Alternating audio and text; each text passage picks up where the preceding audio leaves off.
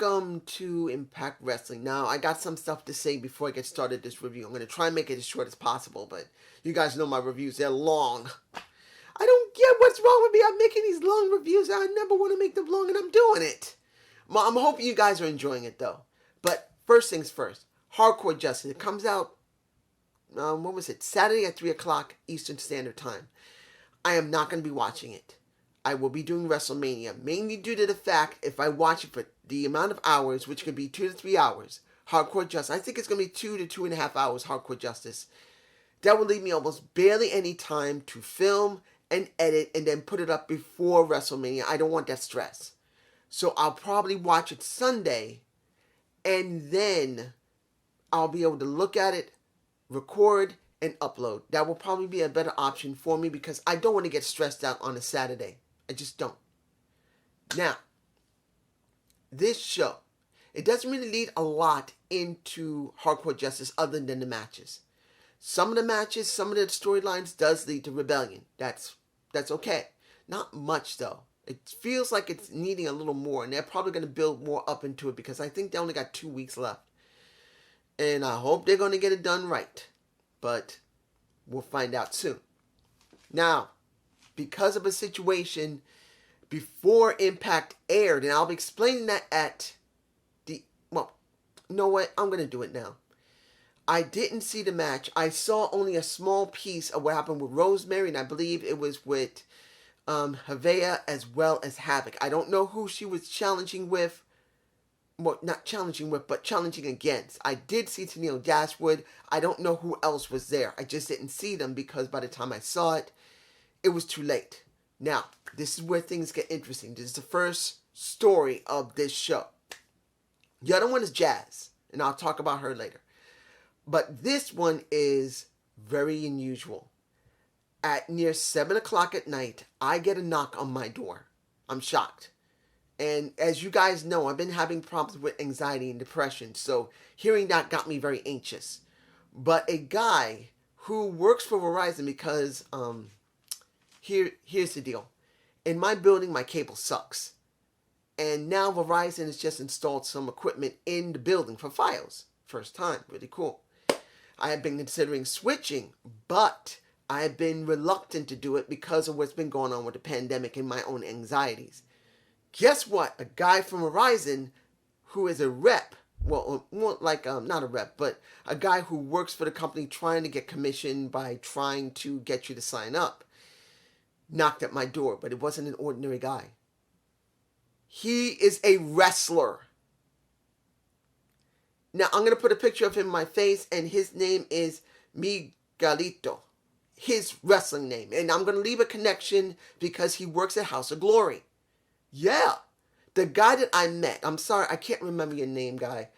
Dude, I'm so sorry. If you see this, because I did tell him about me doing wrestling reviews, and I told him flat out, thank you. You willing to put your body on the line, going into the ring to entertain people. I told him thank him. I thanked him.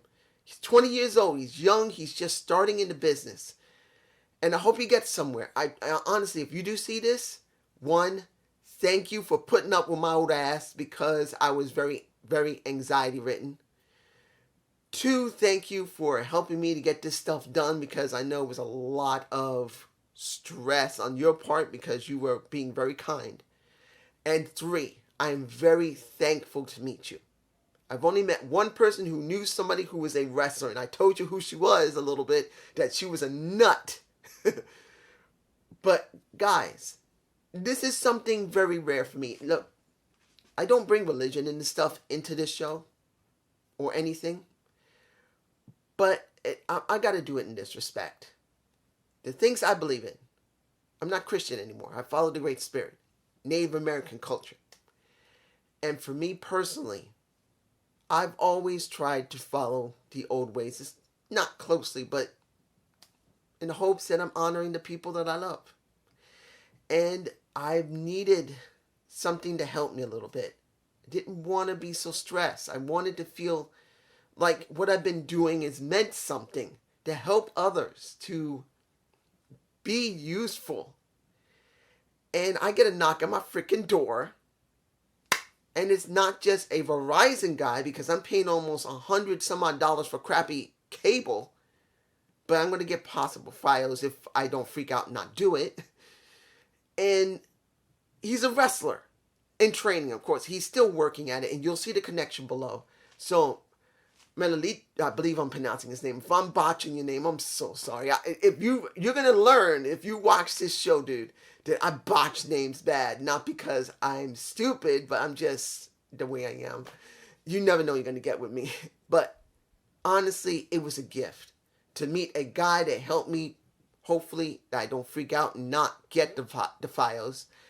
And two, who's a wrestler who kind of, it kind of validated that he was kind of surprised that I was a wrestling reviewer. And I gave him respect because he earns it. He wants to wrestle. So that was a very great gift for me. And I'm sorry, this is a long-winded thing. I'm sorry, guys. But I had to say it. I didn't see the first match. I missed most of what was going on, mostly due to the fact that it took a while to help me to get things sorted out because I was very anxiety-ridden. And it took a while to calm down, which unfortunately didn't calm me down enough. I'm still anxious. My anxiety is still messing with me. So I missed several things. I did see Dana Purrazzo dealing with Suzanne, I'm sorry. I don't know what's going on, what's about to happen. Is she about to turn to Su Yung, or is she supposed to go to Suzanne? Like I said, that she's going to start changing, freaking, and then become a seductress. I hope that's for me. That's what I want. Okay, XXXL had a moment with Trey.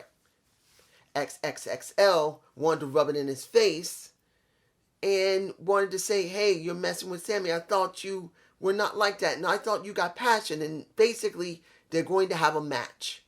XXXL, Triple XL versus a Trey Miguel and a Sammy Callahan. At first, Trey didn't want to come out. They played his music, he didn't come. They played it again, he did come out. And pretty much the match was Trey arguing with Sammy, Sammy telling him what to do, Trey not wanting to deal with it, and pretty much Triple XL being basically kind of a plot device. Look, I know there's going to be jobbers in a wrestling promotion. It happens. But you got two monsters in the Larry D and AC Romero. I love AC Romero and Larry D. Both of them, yeah, they're big guys, but they have character. They actually go pretty damn well in the ring in certain cases for their size. You don't expect AC Romero to be able to fly around like a quiz. The frustration for me is that they really are not pushing the tag teams very well. They give them very little storylines. They give them very little to do. And with Thin Juice being in New Japan Pro Wrestling, you don't really got much right now. So I like to entertain that AC and Larry have something more than the Wrestle House. Okay? That's just me, guys. Tell me below. We got very low numbers on Twitch. It wasn't good. It was not good. The numbers didn't even break 3,000. I don't know if it's because the storylines are not doing very well on Impact Wrestling, because they're not. There's only what's going on with Rich and Kenny Omega. That's what the most strongest storyline they got. Other than that, you only got what I'm going to be talking about at the end of this review, and that's with Jazz. So it's very sad to see that with Impact. But I have been telling you guys for a while that the creative team has not been doing the job properly, and it's showing. There isn't much of a build here going into either Hardcore Justice or Rebellion. They better get there. They better start doing something. Put some fire under their butts. That's just me. You guys some below. We got Sabin versus Diener. Now, there was a segment beforehand. Diener basically being told you messed up and then you messed up again, and you know the price that needs to be paid. You need to get it done right. And that is Eric Young, I know I lost to Storm, but you lost, and you disappointed us again after that loss. You need to make this right, or there's going to be a major consequence. So, we get this match. And it was good for what it was. And I got to say this, I know it didn't show any obligatory botched camera work. And this time around, I'm leaving it out. Because it wasn't that the camera work was great. It was better than it was for the last couple of weeks, easily. And actually, a couple of months, easily. It's better. But because of how I've been feeling, because of what I just talked about with the guy that came to my apartment, I'm a little off. So I'm not going to start trying to rant about camera work right now. I'm just leaving it. Now, Dina lost the match. But he didn't lose. It's like you lost the battle, but you didn't lose the war. Because Eric Young had planned for this. Chris Harris, who was at the Swingers Palace, because Sabin as well as Storm went to ringside, was by himself. And he got basically taken in and they whooped his ass. Along with whooping the little ass of a Sabin and a Storm. I wish Tim Storm and James Storm would come together as the eyes of the Storm. I'm just saying that'd be kind of cool. I kind of wish he would go back to NWA and actually work with him. Or Tim Storm goes to Impact and work there. That's just me. You guys tell me below. But that's just what I wish. We got Josh Alexander, Ace Austin, and TJP having a moment. So they're going to have a match. Triple threat is coming. But for me personally, knowing that it's going to be a triple threat does not really give me much interest. Unless Josh Alexander wins the title and they start pushing him, it just feels like they're kind of spinning the wheels with the X Division. I'm saying it. The X Division feels like they're spinning the wheels. It's not that they don't have really great, talented people. Josh Alexander's great. He's a good ground and pound wrestler. You got TJP, who's a good all-around wrestler. You got Ace Austin, who is a really good, straightforward wrestler. It's not enough. Yeah, you got Raju. And then you got Chris Bay, the smooth criminal baby. I just wish he wouldn't be the ultimate finesse. He should be the smooth criminal because the man can steal you. He can steal anything from you and your woman's heart. But you get my point. I just think there should be more to the X Division. It just doesn't feel like it's there. Like I said again, writing is very lackluster at this moment. Going not only hardcore justice, but going into rebellion. We got the last match of the night. And I know I'm missing some stuff, and I'm going to leave it out. The last match of the night, which you got the Good Brothers and Kenny versus Swan versus Eddie and versus the... I'm glad the match happened because Impact got a win. You got Rick Swann winning over Carl Anderson. Willie Mack going up against Kenny at one point was actually really nice to see. And then, this is interesting for me personally. You got Kenny Omega, who worked in New Japan Pro Wrestling predominantly. You got Eddie Edwards, who worked in Pro Wrestling Noah predominantly. Now, unless it's ever been stated that those two have ever interacted, this might have been the first time you ever seen what few times they were in that ring interacting with each other. That is something I'm very curious. They could do a New Japan versus Pro Wrestling Noah little angle if they continue working together. And I'm talking about Impact and AEW. Wouldn't it be interesting? Even though Eddie is not part of Pro Wrestling Noah anymore. He's not. He's not a champion from there. But he still represents them because he was a great champion for them. Wouldn't it be nice to have Kenny Omega basically rubbing it into an Eddie Edwards face saying, oh, you were from Noah, huh? It's a nice, tiny little promotion, but it's never better than New Japan. He says, really, New Japan, all that glitz and glamour means nothing. We care about real wrestling, and that's Pro Wrestling Noah. Now, I know that would be promoting Pro Wrestling Noah, and that would be promoting New Japan Pro Wrestling, but wouldn't it be nice to see it? That's what I kind of wish it would happen. Finally, story number 2. And you got Jazz showing a little bit of her history, showing when she was brought into the business, going into ECW, going to WWE, going to WWF, saying that she was the last WWF champion and she became the first WWE champion. That's really respectful. And she now is putting her title of her career, not title of her career, her career on the line. I think the reason I'm getting confused here is this. I wish this was at Not Rebellion, but Slammiversary. Because if you're going there with Jazz, who is a bona fide legend, look, she's gone through ECW, she's gone through WWE, going into WWF. Well, WWF into WWE. She's worked in not just now Impact Wrestling, but NWA. The woman's been around multiple promotions, has won multiple titles. She is a bona fide legend. She's earned her respect. But here's the thing.